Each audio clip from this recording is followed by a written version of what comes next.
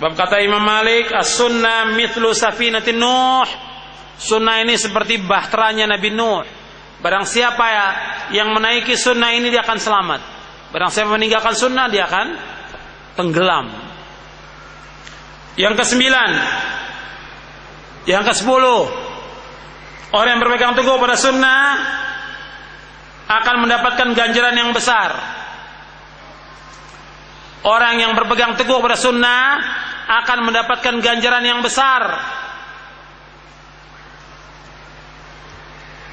Sebagaimana Nabi bersabda, "Inna min waraikum ayyamas sabr lil mutamassiki fihinna yawma idzin bima antum alaihi ajru 50 minkum." Qalu ya Nabi Allah, awa minhum? Qala bal minkum. Kata Nabi, sesungguhnya di belakang kalian ada hari-hari kesabaran bagi orang yang berpegang kepada sunnah dengan apa yang kalian ada padanya, berpegang pada sunnah Nabi dan sunnah para sahabat, itu ganjarannya 50 dari kalian, dari para sahabat. Kata sahabat, 50 dari kami atau dari mereka? 50 dari kalian. Fadilahnya. Bal minkum, kata Nabi. Hadis ini sahih. Diriwayatkan oleh Imam Ibn Nasr Al-Marwazi dalam kitabnya Sunnah, dan Imam Tabrani dalam Mu'jamul Kabir dari sahabat Ibn Mas'ud. Hadis ini ada syawahidnya. Dan disahihkan oleh Syekh Albani dalam kitab Silsilah Hadits As-Sahihah di juz yang pertama, bagian yang kedua. Ini fadilahnya 50 sahabat di zaman fitnah. Yang ke-11, bahwa orang yang berpegang teguh pada sunnah akan dimudahkan jalannya menuju sorga. Orang yang berpegang teguh pada sunnah akan dimudahkan jalannya menuju sorga.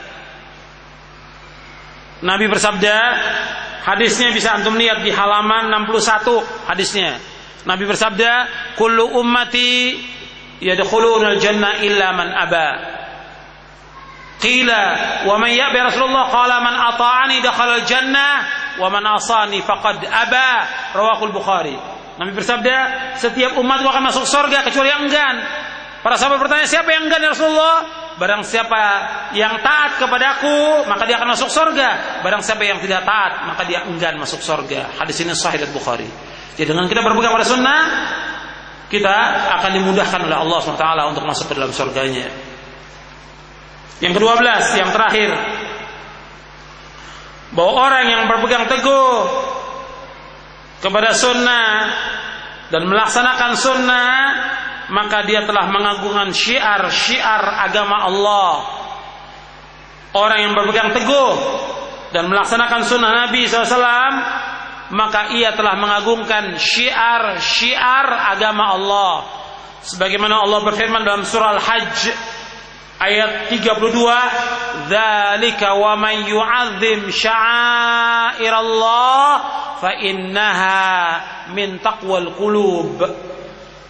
Yang demikian perintah Allah, dan barang siapa mengagungkan syiar-syiar agama Allah, maka sungguhnya itu timbul dari ketakwaan hati. Jadi kalau kita melaksanakan sholat berjamaah, kita melaksanakan haji, puasa, kita memelihara jenggot dan yang lainnya, ini kita telah melaksanakan syiar agama Allah. Tapi yang sekarang ini terbalik. Zaman sekarang terbalik. Orang yang melaksanakan bid'ah dianggap apa? Melaksanakan syiar agama Allah.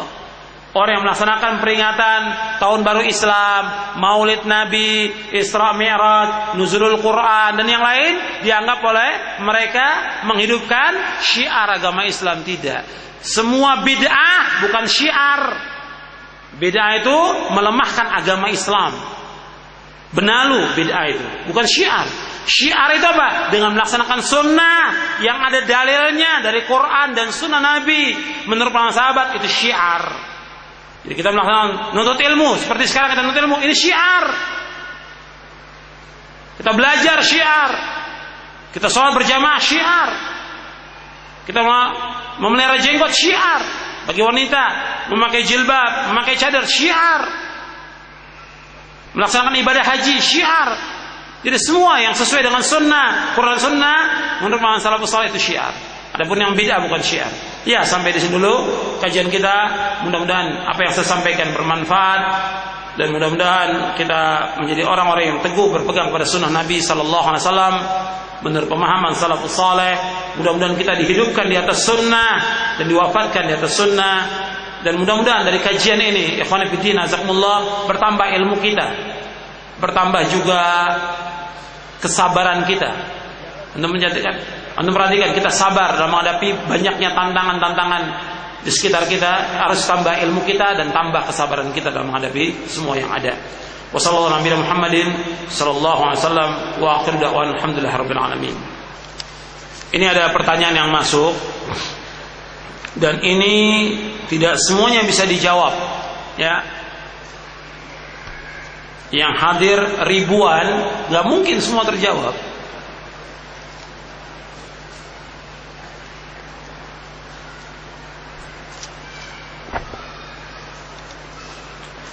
Apakah benar bahwa bid'ah itu dibagi menjadi 5? Bid'ah wajib, sunnah, makruh, halal. Ini nggak benar.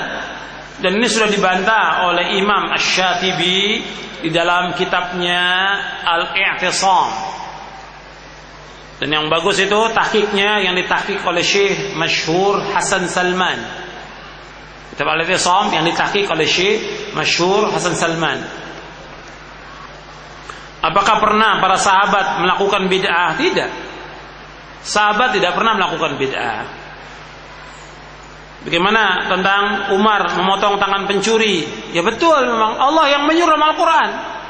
Wasariqu wasariqatu faqta'u aydiyahuma. Laki-laki yang mencuri perempuan potong tangannya. Jadi ini ada syubhat ini yang masuk ini. Tadi disebutkan tentang tidak bolehnya isbal. Batasnya sampai mana? Ya pokoknya di atas mata kaki. Di atas mata kaki. Jadi bukan pas dengan mata kaki, di atas mata kaki itu yang sunnah. Kalau kita lebih tinggi lagi itu lebih bagus. Tapi cukup dengan itu saja, cukup di atas mata kaki. Yang penting kita tidak isbal. Bagaimana pendapat orang yang mengatakan bahwa kita dalam masalah pemahaman kita masing-masing aja? Nggak bisa dikatakan masing-masing. Allah menurunkan Al-Quran, Allah menurunkan Nabi Muhammad SAW, mengutus Nabi Muhammad supaya kita mengikuti Quran dan Sunnah menurut pemahaman salafus saleh.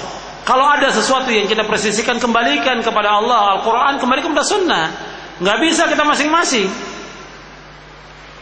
Karena ada perkataan, ya jangan kita merasa benar sendiri. Oh, yang kita ikut dalil kok. Yang antum ikut perkataan ulama. Jelas yang benar dalil. Menurut apapun juga, menurut syariat, menurut akal, menurut fitrah, yang benar dalil yang harus kita ikut selama dalil itu sahih. Apakah kunut subuh termasuk bid'ah? Karena dia juga mengamalkan hadis. Ya hadisnya dhaif. Tentang hadis kunut subuh bahwa Nabi selalu kunut subuh sampai Nabi meninggal dunia. Hadisnya dhaif.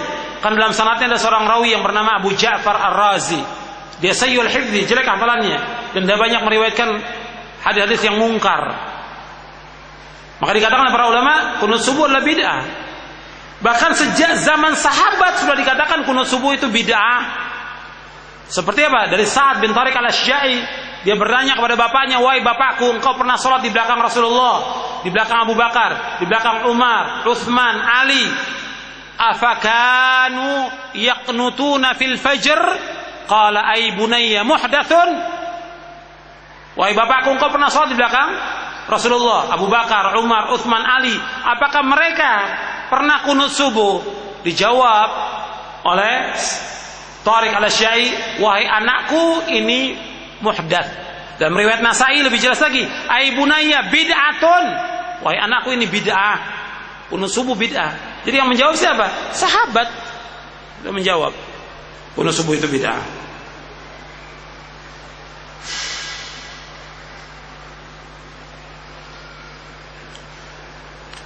Bagaimana tentang hadis aku tinggalkan kepada kalian 2 perkara, Al-Quran dan Ahlul Bait? Benar atau tidak? Sahih hadisnya. Yang dimaksud Ahlul Bait Nabi yaitu sanak kerabat Nabi yang saleh, yang mereka berpegang kepada sunnah, nggak bertentangan dengan hadis yang tadi, inni qatartu fikum syai'an